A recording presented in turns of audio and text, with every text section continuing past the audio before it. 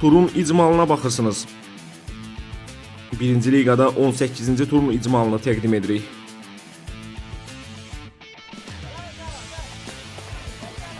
Turun ilk oyunu Binə qəsəbə stadionunda reallaşdı. Turnir cədvəlindəki mövqeyinə görə bir-birinə yaxın olan Baku Sporting və İmişli arasındakı maç maraqlı mübarizə vəd edirdi.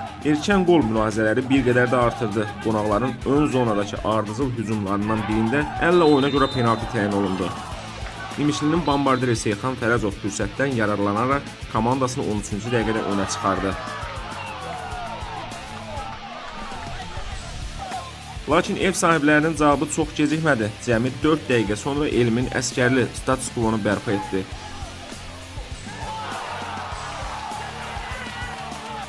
Oyunun qalan dəqiqələrində qarşılıqlı hücumlar izlənsə də, əsas epizodlar kritik vaxtlarda yaşandı. Yenə penalti, yenə önə keçən tərəf İmişli və yenə Seyxan Fərəzov.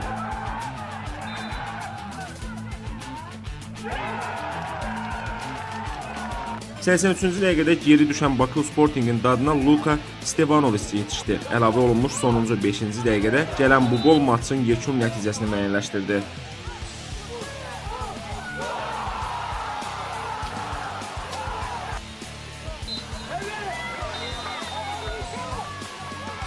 –18-ci turun ikinci oyun günü Cəbrayıl difai matçı ilə başladı.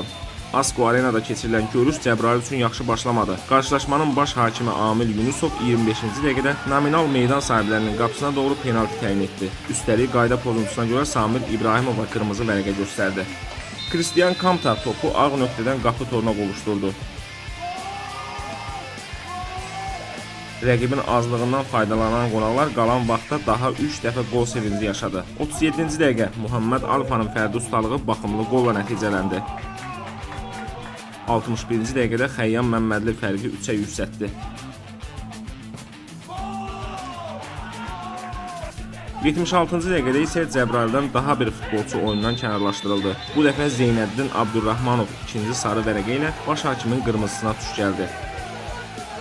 Meydanda 9 futbolçuya qarşı oynayan qonaqlar 86-cı dəqiqədə daha bir dəfə topu rəqib qapısından keçirdi. Emil Quluzadə yekun nəticəni müəyyənləşdirən 4-cü qolun müəllifi oldu. Turnir cədvəlinin ikincisi Karvan üçün bu tur sürpriz xal itkisi ilə yadda qaldı. Səfərdə Qaradağ Lökbatanla qarşılaşan Yevlax təmsilçisi rəqibin müqaviməti ilə üzləşdi. Hesabı dəyişən tərəf Qaradağ Lökbatan oldu. 37-ci dəqiqədə Şahin Beləcəyin aşırma zərbəsi ilə istəyinə çatdı. İkinci hissəyə yaxşı başlayan Yevlax təmsilçisi 53-cü dəqiqədə hesabı bərabərləşdirdi. Ezekiel Morgan komandasının bərabərlik qoluna imza atdı. Maçın qalan dəqiqələri qapıçıların inamlı oyunu ilə yadda qaldı. Komandaların növbəti qol cəhdləri bəhrəsiz qalınca oyun 1-1 hesablı hissə ilə yekunlaşdı.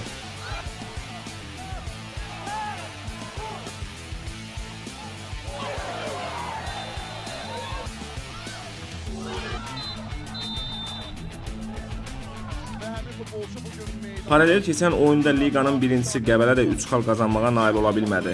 Buna Zaqatala mane oldu. Baxmayaraq ki, maç lider komanda üçün yaxşı başladı. Artıq 16-cı dəqiqədə Murad Musayev başla dəqiq oynadı və Qəbələni hesabda önə keçirdi.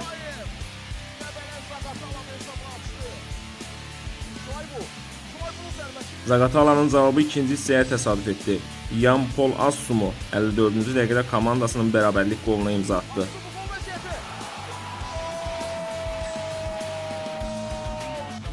Maçın qalan vaxtında az saylı qol təhlükələri də nəticəsiz qaldığından tərəflər bir xalla kifayətləndi.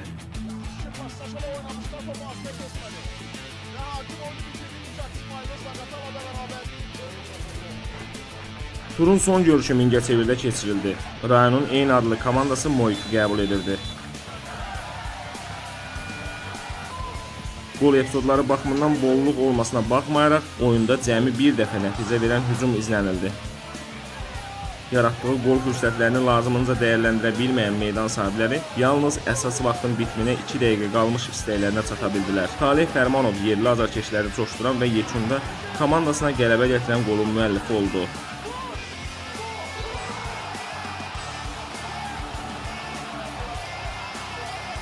–18-ci turdan sonra aktivində 46 xal olan Qəbələ məğlubiyyətsiz və şərəksiz liderliyini davam etdirir. Karvan 34 xalla turnir cədvəlinin ikincisidir. Yevlax təmsilçisinin ən yaxın təqibçisi 31 xallıq göstərici ilə imişlidir.